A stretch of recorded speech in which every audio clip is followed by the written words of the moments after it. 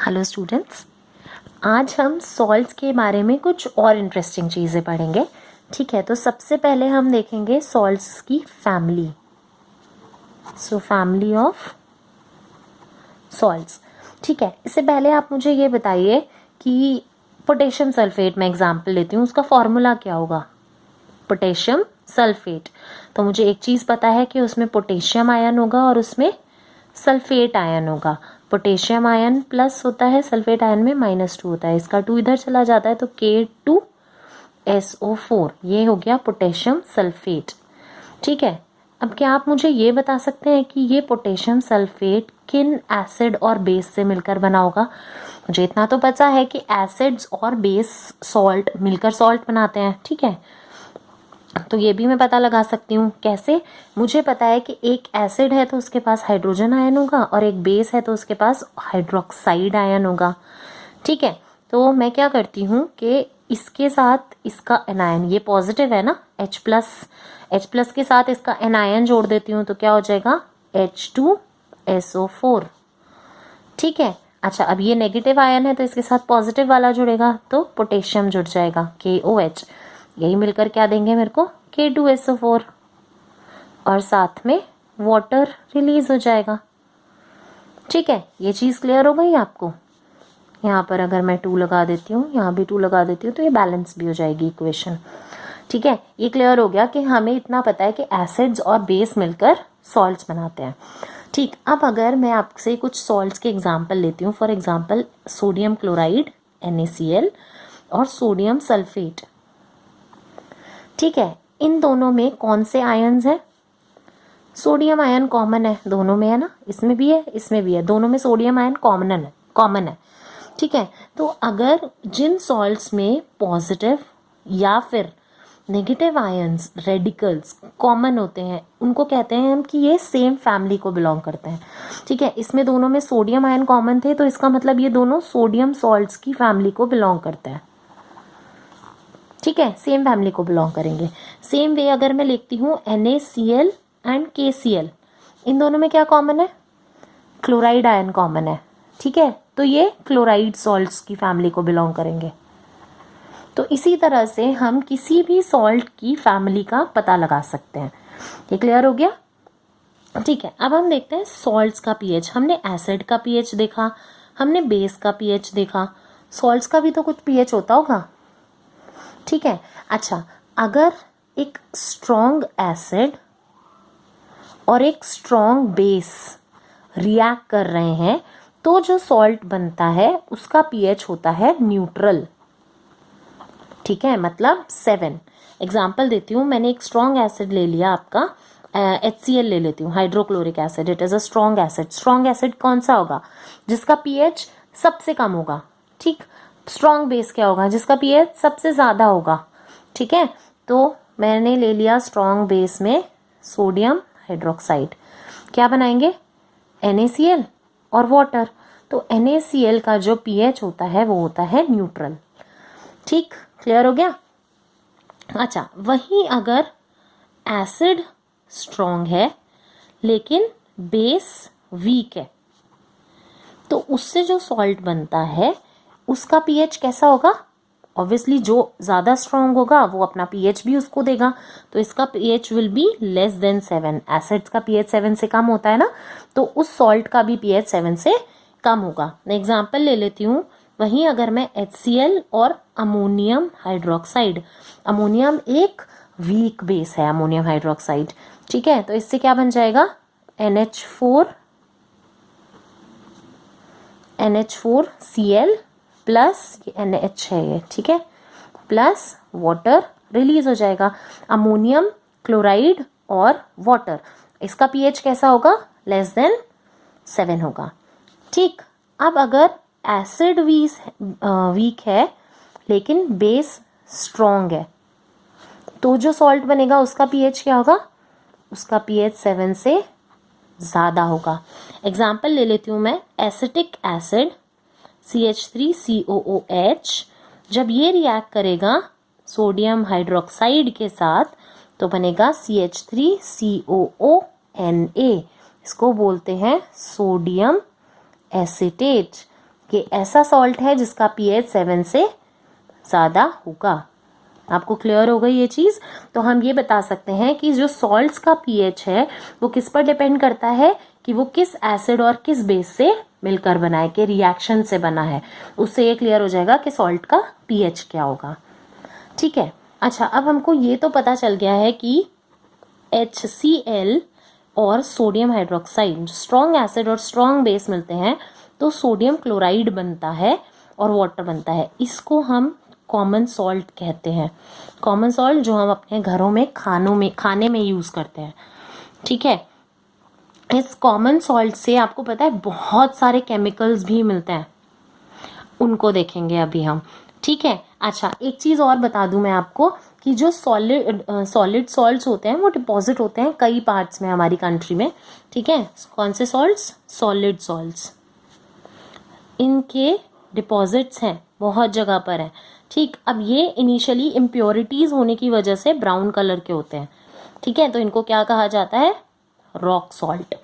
ठीक है, किस वजह से? इम्प्योरिटीज़ की वजह से। ठीक, हमें एक चीज़ और पता है आपको, सोडियम क्लोराइड कहाँ से मिलता है? सी वाटर से मिलता है ना।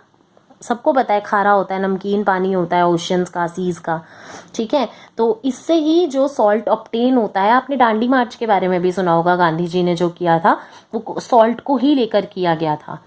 ठीक है, अच्छा अब क्या है, जो रॉक सॉल्ट होते हैं ना उसके बेड्स जो हैं वो तब बनते हैं जब सीज बहुत पुराने हो चुके हैं, मतलब ड्राई सूख चुके हैं बहुत पहले के। ठीक है, तो जैसे कोल की माइनिंग होती है ना, वैसे ही रॉक सॉल्ट की भी माइनिंग की जाती है। ये क्लियर हो गया आपको? ठीक है, तो अब हम ये देख रहे थे कि कॉमन सॉल्ट से क्या क्या केमिकल्स मिलते हैं। ठीक है, so chemicals from common salt. आपको पता है common salt as a raw material use होता है कितने सारे प्रोडक्ट्स ऑब्टेन करने के लिए, जो कि हम डेली लाइफ में यूज भी करते हैं। For example sodium hydroxide. ठीक है, बेकिंग सोडा, आपने बहुत सुना होगा बेकिंग सोडा अपनी मम्मी के मुंह से। वॉशिंग सोडा, ब्लीचिंग पाउडर, बहुत सारी चीज़ों में इसका यूज होता है। ठीक है, तो हम थोड़ा सा एक एक करके सबके बारे में पढ़ लेते हैं। सबसे पहले हम पढ़ेंगे सोडियम हाइड्रोक्साइड, कि सोडियम हाइड्रोक्साइड जो कॉमन सॉल्ट से कैसे ऑब्टेन होता है और इसके लिए क्या प्रोसीजर होता है। ठीक है, अच्छा अब जो सोडियम हाइड्रोक्साइड है वो कैसे होगा? NaCl सोडियम क्लोराइड जब वाटर के साथ रिएक्ट करता है तो ये बनाता है सोडियम हाइड्रोक्साइड, क्लोरीन और वाटर। सो बेसिकली क्या है, जब हम एक्वस सोडियम क्लोराइड, एक्वस मतलब जिसमें पानी प्रेजेंट होगा, एक्वस सोडियम क्लोराइड को कहा जाता है ब्राइन। ठीक है, जब इससे इलेक्ट्रिसिटी पास कराई जाती है तो ये सोडियम हाइड्रोक्साइड बनाता है, क्लोरीन बनाता है और हाइड्रोजन बनाता है। आपको पता है इस प्रोसेस को क्लोर एल्कली प्रोसेस कहते हैं। क्यों कहते हैं? इसी से नाम लिया है, क्लोरीन का क्लोर ले लिया और ये क्या है, एक एल्कली है।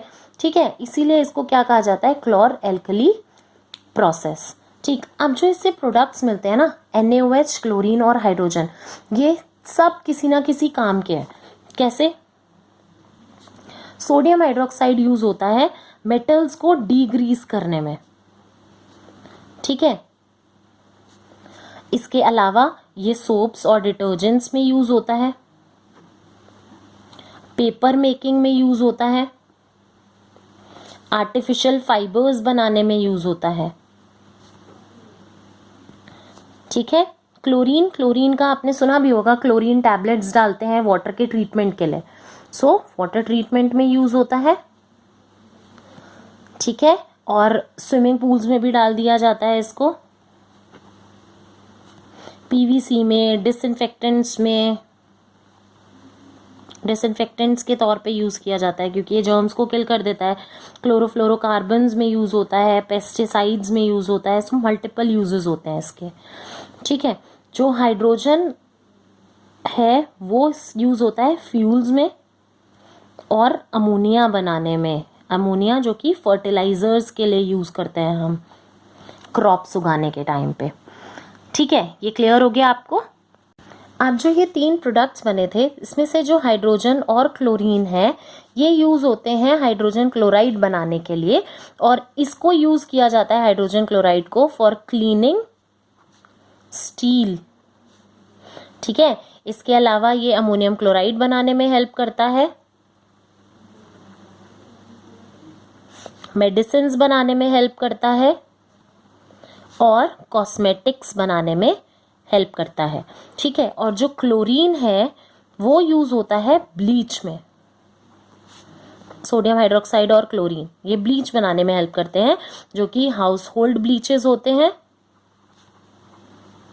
ठीक है, या फिर फैब्रिक ब्लीच करने के लिए जो होते हैं, फैब्रिक मतलब कपड़ा। ठीक है, ठीक है, तो पहला हमने पढ़ा था sodium hydroxide, common salt sodium hydroxide बनाने के लिए यूज होता है। अब दूसरी चीज जो कॉमन सॉल्ट से बनती है वो है ब्लीचिंग पाउडर।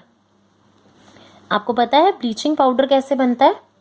जब क्लोरीन को कैल्शियम हाइड्रोक्साइड मतलब ड्राई स्लेग्ड लाइम से पास कराया जाता है तो बनता है कैल्शियम ऑक्सीक्लोराइड। इसको कहते हैं ब्लीचिंग पाउडर। इसका जो एक्चुअल फॉर्मूला होता है वो काफ़ी कॉम्प्लेक्स होता है इसका कॉम्पोजिशन, तो अभी सिंपल पढ़ाने के लिए ये यूज़ किया जाता है और वाटर रिलीज होता है।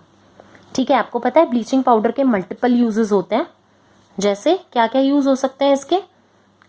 टेक्सटाइल इंडस्ट्री में यूज़ किया जा सकता है। किस चीज़ के लिए? कॉटन और लिनन को ब्लीच करने के लिए। ठीक है, ये पेपर फैक्ट्रीज में यूज़ किया जा सकता है। किस लिए? वुड पल्प की ब्लीचिंग के लिए। ठीक है, इसको लॉन्ड्रीज में यूज़ किया जा सकता है। किस लिए? वॉश्ड क्लोथ्स को ब्लीच करने के लिए। इसको केमिकल इंडस्ट्रीज में यूज़ किया जाता है एज एन ऑक्सीडाइजिंग एजेंट। ठीक है, और इसको ड्रिंकिंग वाटर को डिसइंफेक्ट करने के लिए भी यूज़ किया जाता है, क्योंकि इट कैन किल जर्म्स। ये क्लियर हो गया? अब ब्लीचिंग पाउडर के बाद जो अगला प्रोडक्ट है वो है बेकिंग सोडा। बेकिंग सोडा के बारे में तो आपने बहुत कुछ सुना होगा अपनी मदर्स से। खाने में डालती हैं और केक्स में डालती हैं, ब्रेड में भी डलता है। ठीक है, कभी कभार मान लीजिए छोले बनने हैं और छोले रात को भिगाना भूल गई मम्मी, तो वो क्या करती हैं, वो जब भी उसको बॉईल करने रखेंगी साथ में थोड़ा सा बेकिंग सोडा डाल देंगी। क्यों? क्योंकि वो कुकिंग को फास्टर कर देता है। ठीक है, इसका फॉर्मूला क्या होता है? NaHCO3। इसका कॉमन नेम है सोडियम और केमिकल नेम है सोडियम हाइड्रोजन कार्बोनेट। ये क्लियर हुआ? ये बनता कैसे है? जब sodium chloride water, carbon dioxide और अमोनिया के साथ रिएक्ट करता है तो अमोनियम क्लोराइड बनता है और सोडियम हाइड्रोजन कार्बोनेट बनता है। आपको मालूम है ये एक माइल्ड नॉन कोरोसिव बेस भी है। हमने पढ़ा था ना कि कुछ सॉल्ट्स जो होते हैं वो ऐसे होते हैं जिनका pH जो है वो 7 से ज़्यादा हो सकता है। ठीक है, तो इसको इसीलिए यूज भी किया जाता है फॉर न्यूट्रलाइजिंग एसिड। क्लियर हो गया? अच्छा, क्या होता है जब ये सोडियम हाइड्रोजन कार्बोनेट को हीट किया जाता है, जब ये कुकिंग के टाइम पे यूज होता है तो ये बना देता है सोडियम कार्बोनेट, वाटर और CO2। ठीक है, अच्छा अब इसके यूजेस देख लें। बेकिंग सोडा के क्या क्या यूजेस होते हैं? एक तो इसको बेकिंग पाउडर बनाने में हेल्प करते हैं। बेकिंग पाउडर और बेकिंग सोडा दोनों में अंतर होता है। क्या अंतर होता है? अगर मैं बेकिंग सोडा में NaHCO3 में कोई भी माइल्ड एसिड डाल दूं, एडिबल एसिड जो खाया जा सके, ठीक है, जैसे कि टार्टरिक एसिड, तो उससे क्या बन जाता है? Baking powder. ठीक है, तो NaHCO3 अगर मैं इसका रिएक्शन किसी भी माइल्ड एसिड से करा दूं, ठीक है, जिसके पास हाइड्रोजन आयन होगा, कोई भी एसिड है ये, एनी एसिड, माइल्ड एसिड है, ठीक है, तो बनता है CO2, वाटर और सोडियम सॉल्ट बन जाएगा उस पर्टिकुलर एसिड का जो हमने यूज किया है। ठीक है, अब ये जो CO2 है ये हेल्प करता है। मैंने कहा था इसको केक और ब्रेड में भी डाला जाता है ताकि वो सॉफ्ट और स्पॉन्जी बन जाए, तो इसीलिए यूज होता है ये CO2 की वजह से जो ब्रेड और केक होते हैं उनमें स्पॉन्जीनेस आता है। ठीक है, ये क्लियर हो गया। अच्छा, इसके अलावा इसको एज इंग्रेडिएंट यूज किया जाता है किस चीज का? एंटासिड्स। ठीक है, क्यों? क्योंकि ये एल्कलाइन है। एल्कलाइन है तो ये क्या करेगा? ये न्यूट्रलाइज कर सकता है एसिड्स को, तो इसीलिए जब भी स्टमक में एसिडिटी जैसा फील होता है तो ये रिलीफ देता है फिर स्टमक को, तो इसको यूज किया जाता है एंटा एसिड के इंग्रेडिएंट की तौर पे। अच्छा, और सोडा एसिड फायर एक्सटिंग्विशर्स में भी इसका यूज किया जाता है।